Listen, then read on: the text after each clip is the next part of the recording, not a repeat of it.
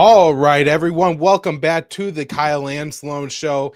And I am very excited today to welcome my friend to the show, Misty Winston. Misty, how are you doing today? I'm very good. I'm very happy to be here. It's been a very long time since we've sat down and had a chat, so this is long overdue. I'm very excited. That's right. And well, I got you here for the first time on the Kyle and Sloan Show, which is hmm exciting. And we have something else very exciting happening later today, the return of the Misty Winston Show, Yeah. which I've been a guest on previous versions of the Misty Winston Show in the past. And so I'm very excited for what you got going on there. Just quickly tell people where they can find you and what time you're going to be doing your thing. So I'm actually teaming up with the guys over at Do Dissidents, and my show will be appearing on their platform on Rumble, as well as on their Twitter page and my Twitter page. We're keeping it on Rumble, mostly because me being on somebody else's platform, I didn't want the responsibility of, having to go to battle with the YouTube censors. So we're keeping it over on Rumble. There will be clips and stuff that'll be posted on YouTube, but the whole show will be available on Rumble. So that'll start at 7 p.m. tonight, and it'll be every Wednesday, 7 p.m. Eastern. So you can head over to their Rumble page and follow and check it out tonight. All right. Well, Misty, one of the reasons I think I probably haven't interviewed you that much in the past year is actually good news, believe it or not. And that is one of the big thing that you were doing, and one of the most important things going on was the movement to free Julian Assange. And on the activist side, you are really leading the charge in the United States on that. So I will have you on every couple months to give us an update. And I was fairly pessimistic at this time last year that, Julian would ever see freedom again, and that this was going to be a real blow to press freedom. And yet today he is a free man and has been so for what, 8-9 months now. Yeah. So just quickly, Misty, give us an update on Julian as far as legal stuff, and then also, what that he's personally doing with his time now that he has some. So, like you, I was also very skeptical. I mean, obviously, I had a little bit of hope in my otherwise cold, dead heart. Otherwise, I wouldn't continue to fight the way that I was fighting. And it came as quite a surprise. I mean, we had heard rumblings that there had been talk of a potential deal, a plea agreement that they were going to enter into, but we'd been hearing that for quite some time. I mean, there had been little rumors here and there over the course of the years that he was in whatever form of incarceration, whether it was in the embassy or on house arrest or finally in Belmarsh prison. So we'd heard those rumblings before. I don't think any of us really took them all that seriously. And then suddenly there was just news. Julian Assange is free. And of course, my instant reaction was skepticism and I was suspicious. That's usually how I react to any kind of news, especially good news. That's rare. But then there was actual video of him on a plane and then walking across the tarmac to greet his wife. And so that's when it really settled in that he was in fact actually free.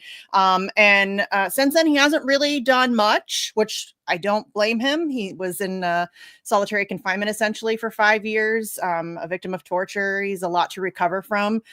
He did testify about how he was treated and the things that he's had to go through.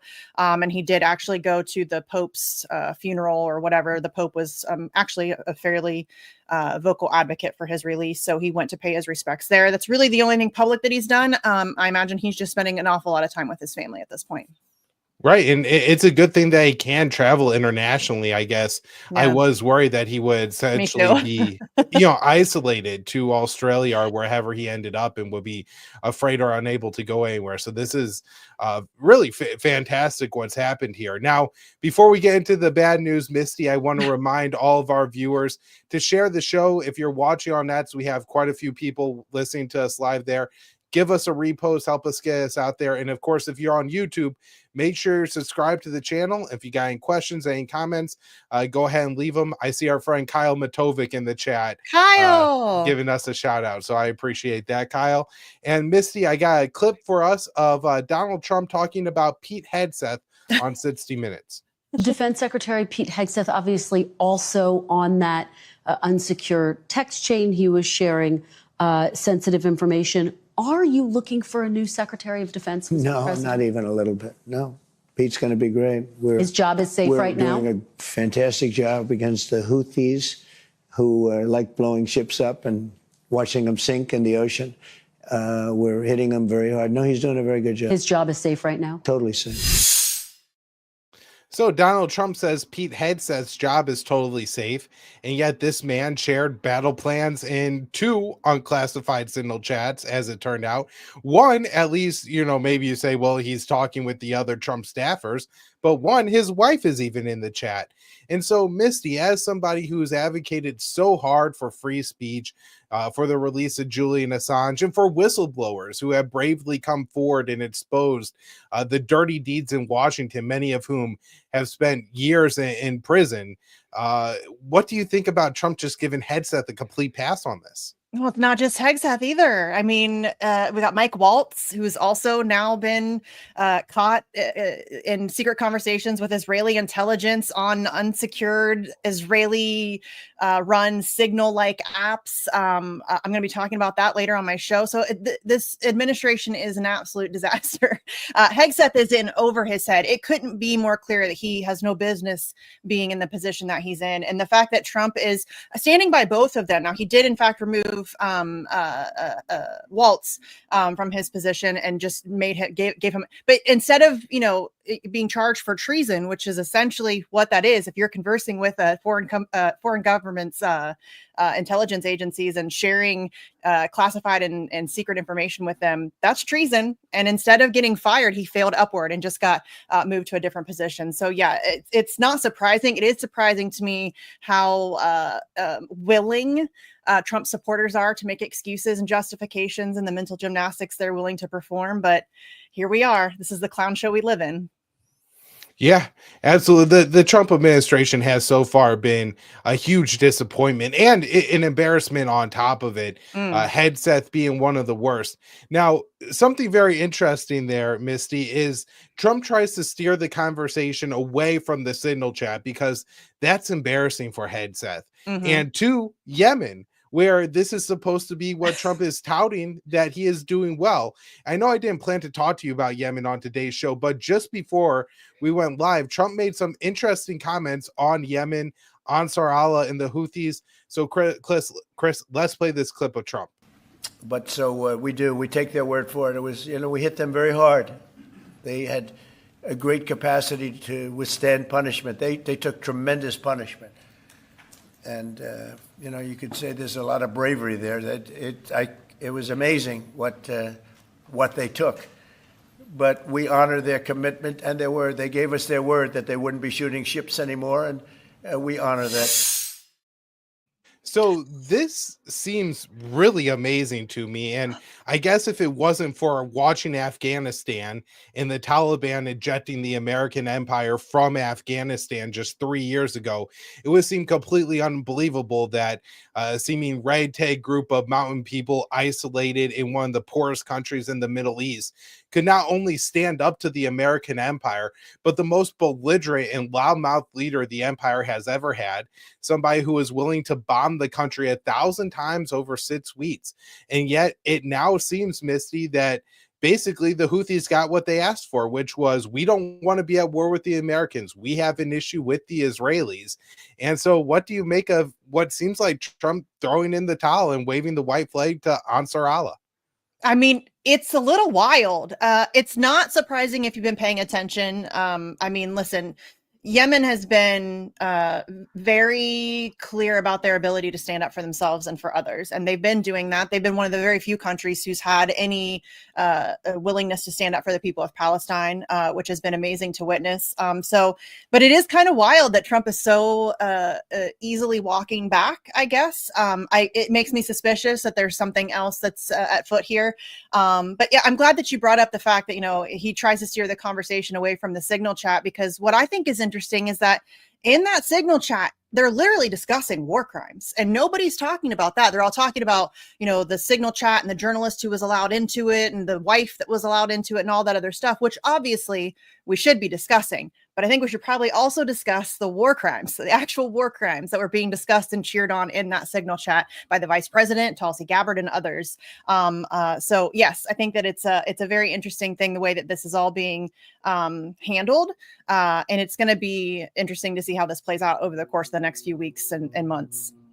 Well, that is a fantastic point, Misty, because when it was the signal chat, we were talking about the bombing of the apartment building, right? Where Mhm. there was supposed to be this Houthi militant, some missile commander who was going to visit his girlfriend. And so they destroyed an entire apartment building and celebrate. No questions about, well, what happened to the girlfriend who was obviously in the building if he was going there, right? And Yeah. all the other families that were there, but the countless other civilian targets that they've hit, oil refineries, cement facilities, the ports, the airport, all these very obvious civilian targets have been hit. Ryan Grimm over at Dropsite News raised the question of, were the Trump administration even sourcing some of the targets that they were hitting from public Twitter accounts that were just saying, oh, hey, this looks like a missile facility, and ends up killing civilians. And it would seem like unbelievable that that would happen. And then you look at Secretary of Defense Pete Hegseth, Yeah. who's having conversations about battle plans in a group chat involving his wife, and you do think, hey, maybe the level of unprofessionalism in the Pentagon could actually be that high at this point. And so, yeah, I'm glad you drew attention to this. Isn't getting enough coverage. Yeah, and it's, I mean, as you mentioned, it is and I don't even know if unprofessional is a strong enough word. It's insane what we're witnessing right now, and I'm under no delusion that Joe Biden was any better, or that any of them are any better. But the just the blasé attitude, and then Donald Trump, when he's confronted about it, then goes on a tirade about how terrible the media is. No, my guy. I am no, if you know me, you know I am no fan of the mainstream press at all. Nobody could ever mistake me as a fan of the mainstream press. But he was confronted, on Air Force One, and was just being asked very simple questions about, the signal chat and everything like that. And he, instead of answering the questions, he goes off about how the media is so bad and this is why nobody watches you. No, those are reasonable questions, my guy. I mean, national security. And again, you mentioned earlier, I'm a huge advocate for whistleblowers. If a whistleblower had leaked that information to the press, they would be in prison right now, or worse. So the hypocrisy, I think, is what bothers me the most. And it just blows my mind that so many people are willing to give him a pass on this. Well, Misty, speaking of hypocrisy, there are rules for the rest of the world and then rules that apply to Israel, apparently. And over this past weekend, Israel carried out what seems at this point, Israel carried out an attack on a civilian aid ship called the Conscience. And Mhm. Medea Benjamin had a great breakdown of what happened on Judge Napolitano's show. So let's play that clip. This boat, the Conscience, was supposed to have left from Malta. It was anchored in international waters.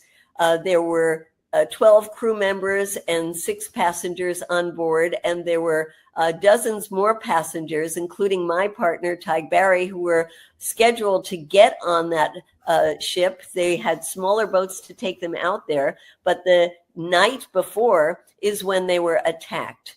And they were attacked by drones. It seems very, very plausible that the C-130 plane that was Israeli, that has been shown to have been in the area, flying low, hovering over there, dropped the drones, which damaged the ship. And now there are negotiations ongoing with the Maltese government to bring the ship into the port, to have it fixed, and to allow it to sail. All right, Misty. So I got a big question for you here. But you know that if this was Russia, if this was Iran, if this was Venezuela, if this was Cuba, or even any country that's not an official ally of the United States of America that did this, every single Sunday morning news show would have had on every U.S. member of Congress to all hyperventilate and say how horrible this is. They would be drafting resolutions. They would be sanctioning this country. And yet Israel does it, and there doesn't seem to be any concern whatsoever. And so Yeah. why does Israel get a free pass when they commit Oh, such atrocious acts? that is the $1,000,000 question, isn't it? I think we all would like to know the answer to that. And I think everybody has varying conspiracies about what exactly the power that Israel has is over the United States. I think people have differing opinions on that. But I think, you said maybe even somebody who, I think there are a few allies I think we would turn our backs on, or at least publicly criticize for doing something like that. So it doesn't even have to be, a Russia or whatever. I think that there are some people that we consider allies that we would actually publicly criticize if they pulled something like that. So yes, it's very clear that Israel has a blank check, carte blanche. They can do whatever they want. They're literally committing a genocide that's being live streamed and has been, and nobody seems to care. And the United States government is not only co-signing it, but aiding it, funding it, and arming it. So yes, Israel gets a pass there. I don't really think that there's anything that they could do that would make any change to that agenda. So, and that should terrify everybody. This is a rogue nation, not even a nation, a rogue made up nation that really has a pass to do anything that they want with no consequences. Yeah, absolutely. Just want to remind people, we got a lot of activity in the YouTube chat right now. So if you are listening on YouTube, be sure you subscribe to the show. For those of you watching on Nets, if you want to get in on the chat, head on over to YouTube. And if you're just watching on Nets, repost the show, help us get out there to a few new people. This is a newer show, so any help you could give us on the shares, likes, and subscriptions is always really appreciated. So Misty, when you say there's almost nothing that Israel could do that you're not going to get, the U.S. endorsement on. I have this article that I wrote for the Libertarian Institute last week. U.S. tells World Court Israel has the right to starve Gaza. And this was just incredible to me. Not that Israel is waging a starvation campaign and the U.S. is tacitly supporting it by giving Israel all the money and munitions they need to carry out, but that when we actually go to an international forum that other countries respect and talk about highly, right? The International Criminal Court, or World Court, and they tell the World Court that Israel doesn't have a responsibility and they don't have to give food to the people of Gaza. They don't have to allow third parties, humanitarian aid organizations to bring food into those people. And so it's astounding to me. And it does seem that the American people are starting to wake up to this. If you're looking at the polling, 50% of Americans, even young Republicans, 50% don't support Israel. That's fantastic. But when you look at Capitol Hill, it seems the most diehard Israeli supporters all live there. Yeah. And it's really terrifying that we're going to go down this road. So do you see any indication that, Congress, the government is starting to respond to the people's increasingly unfriendly feelings towards Israel? Unfortunately, no, I don't think so. There's, as you said, I think that there is growing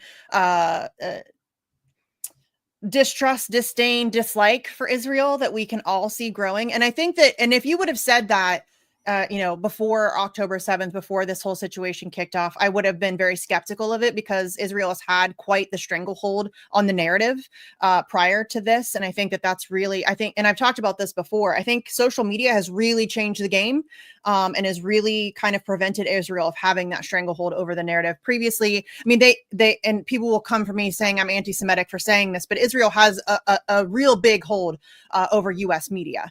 And so they're able to plant stories. The mainstream press in this country will just write, print, say, publish whatever it is that is the Israeli government tells them to write, say, print, or publish. The American people have really only been getting one side of this story. But now with this situation that's kicked off and with social media and with smartphones, they're being confronted. They're being really smacked in the face with a lot of horrific things. And I think that people are really being confronted with truths that they hadn't even considered before. We were just kind of force-fed this narrative, force-fed this story. Everybody just kind of internalized it, took it in, and assumed we were being told the truth.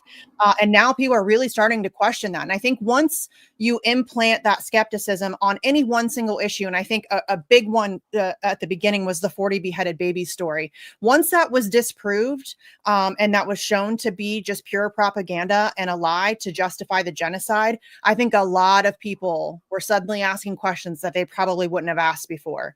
And I think that once that happens, and I mean, you've experienced this, I've experienced this, anybody who's really started to question these things, it's a snowball effect. Once you see that you've been lied to once, you start to look at other things in a different way and under a different lens, and you start to question things even further. So I think that that's really what we're seeing here. And I think especially young people, they really are disgusted by what they are seeing. And they are so tuned into the social media world that they've really been bombarded with it. So I think that we are seeing that kind of public turning away from Israel. Unfortunately, our government is completely controlled, 100%. I mean, you can just look at the donations that come in from AIPAC, and the way that AIPAC goes after people that dare to speak against them. We've seen the way that they've attacked Thomas Massey and others. So I think that it's going to take a lot. I don't even know if it's possible to move Congress. The electoral system is so broken, but I think that the public pressure is just going to continue to build. Yeah, I think, well, a couple thoughts there. The first is that, as you say, the power of social media, right? Where every time one of these congressmen posts is something like, oh, you're an anti-Semite if you don't support Israel, or Israel is our most important ally. And the first reply is the APAT tracker saying that you've received $400,000 from Israel. It really takes a lot of weight out of that statement, because people go, oh, you were paid to make this statement. I kind of see what's going on here now.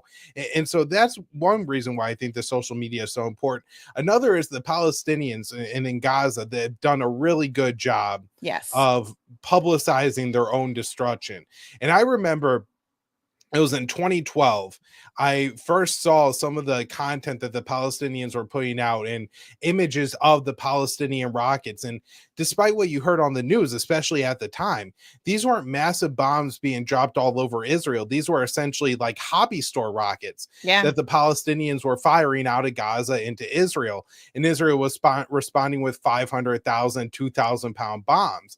And you understand the disparity in the force when you see that. And you can never get that out of your head. And that really changed the perspective that I looked at it.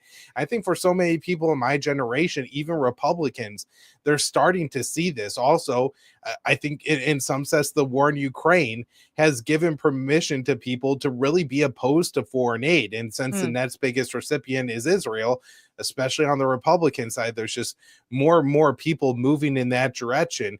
And while I guess I don't expect our current elected representatives to maybe move and change on Israel, and certainly, AIPAC's control is so deep. And I think one of the really nefarious things they do is they make sure that in every election, your choice is between a Republican and a Democrat, but they're both Zionist, right? Yes. That whoever was going to be the anti-Zionist candidate got dealt with in the primary. They're not even on the ballot that most people are going to look at, research, and care about in any way.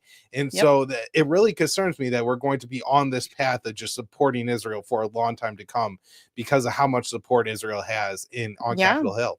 Well, and AIPAC, they literally brag about it online, about buying elections. I mean, they just openly brag about being, about fully corrupting our government, which is fascinating to me that people see that. They're not shy about it. I mean, they tweet about it. They tweet about these different elections where we gave this person this much money and look how they won. And we gave this person. It's astonishing to me that people see that and don't have a huge issue with it. And it's always fascinating to me what people are willing to put up with and deal with. And, I really thought that seeing a genocide being live streamed would galvanize more people. It's a little disappointing that it hasn't.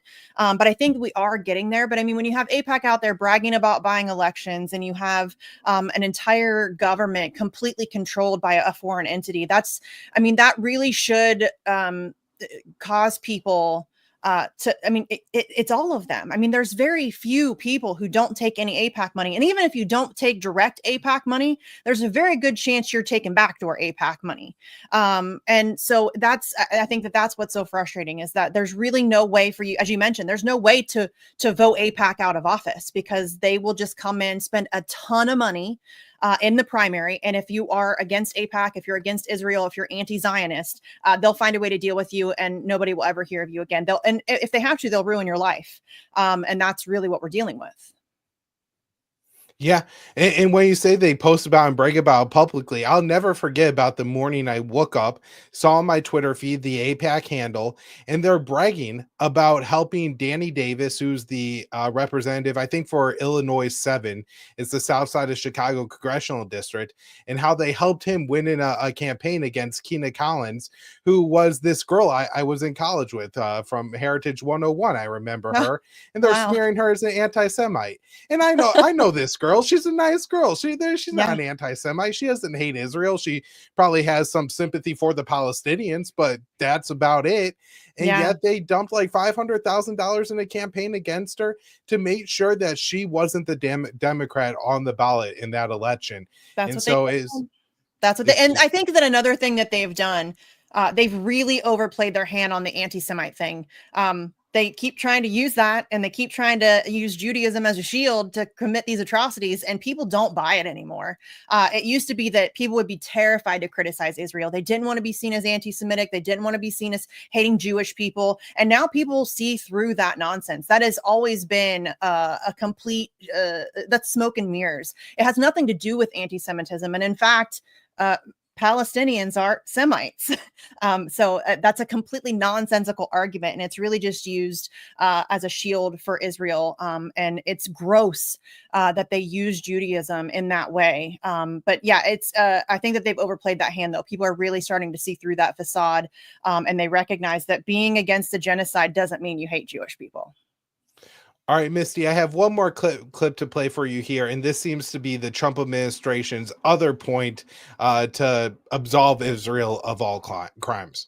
The UN's Humanitarian Affairs Office has said that 15 paramedics, civil defense, and a UN worker were killed, in their words, one by one by the IDF. They have dug bodies up, they said, in a shallow grave that have been gathered up.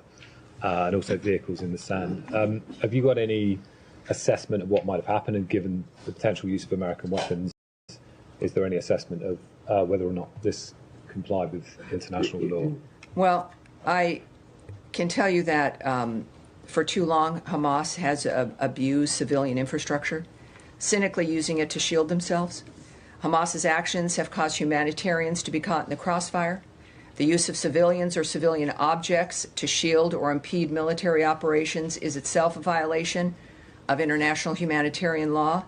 And of course, we expect all parties on the ground to comply with international humanitarian law. But this is specifically a question on it's a question about accounting and accountability, given that it may have been the use of US weapons. So it's a question about the State Department rather than Hamas. Is there any action to assess? Every single thing that is happening in Gaza is happening because of Hamas. Every single dynamic. I'll say again, I've said it, I think, in every briefing. All of this could stop in a moment if Hamas returned all the hostages and the hostage bodies they are still holding and put down its weapons. There is one entity that could stop it for everyone in a moment. And that is Hamas. Ooh, that makes me mad. Misty, of course, that was Tammy Bruce, the new Smarkula Matthew Miller that we have at the State Department. So I'll just let you have at it. Oh my God, that made me mad. Every single bit of that made me mad. First of all, the way that she immediately deflected to Hamas, that makes me so infuriated. It's not Hamas. It's never been Hamas. Hamas, first of all, is partially a creation of Israel. It has been funded and supported by Israel in the past. Scott Horton, our friend, did a whole article where he detailed multiple. I mean, it's a very well researched piece. Everybody go check it out. I think it's on the Libertarian Institute. Quotes from high level Israeli officials talking about how beneficial Hamas is to the Israeli government. So it's never been about Hamas. And not only that, we have on record since October 7th, numerous, and I mean numerous Israeli officials admitting it has nothing to do with the hostages. They don't care about the hostages. They could return all the hostages and they're still going to try to destroy Hamas. And it's really not about destroying Hamas. It's about destroying Palestine. So the idea that she's out here pretending as if this is all about Hamas and Hamas could end this tomorrow, that's a lie. We all know it's a lie. And it's infuriating to me that anybody still buys this crap. It is just, it makes me so angry that this is something that they're so easily able to get away with, and that people actually buy this line of nonsense. It is completely absurd on every level that anybody would ever think that this is about, Hamas just handing over the hostages and everything's going to be just peachy keen jelly bean. Everything's going to be fine. No, Israel has been brutalizing the people of Palestine not just everybody talks about October 7th, October 6th, October 5th, October 4th. How about all the way back to 1948 and even beyond that? I mean, Israel has been brutalizing these people for a very long time, and an occupied population has every right to resist their occupiers. And so this has never been about Hamas. It's never been about anything other than Israel is illegally occupying a sovereign nation, and they have been brutalizing their people, kidnapping their people, murdering their children for decades. And that's what it's about. But Israel gets a pass, as we mentioned earlier. They're allowed to commit genocide. They're allowed to brutalize people for decades, steal their land, destroy their crops, all of that stuff. And there's no accountability for that. There's never going to be any accountability for that. We talked about, can we turn Congress around? Maybe eventually. I think it's going to take a very long time, but frankly, and this is going to be very depressing for me to say out loud and for people to hear out loud, I don't think it's going to be enough to save Palestine. Well, I'm very concerned as well. I actually just wrote an article yesterday for the Libertarian Institute. Thousands of unexploded Israeli bombs in Gaza provide Hamas with weapons. And this is one of the reasons that I think Netanyahu will never let the Palestinians just live in Gaza, is because there's between 4,000 and 8,000 unexploded bombs there. And that's where Hamas, or whatever Palestinian militant group that decides to resist the Israeli occupation after Hamas is gone, will have, tens of thousands of pounds of explosives to then load onto rockets and fire at Israel. And so I think Netanyahu, from a military perspective, is going to say, well, we can't leave them with that. At the same time, I think they're going to use those bombs as IEDs if the Israelis try military occupation and inflict some pretty heavy losses on the Israelis. But at the same time, as you say, it doesn't seem there's any saving Palestine at this point.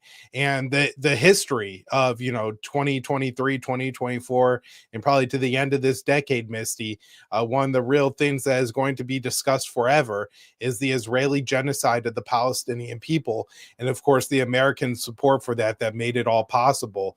And it's been incredibly frustrating. I mean, I can't imagine what it's like for the people of Gaza, the Palestinians, but No. As an American, it's been frustrating to watch this again, as you say, live stream just day after day after day after day.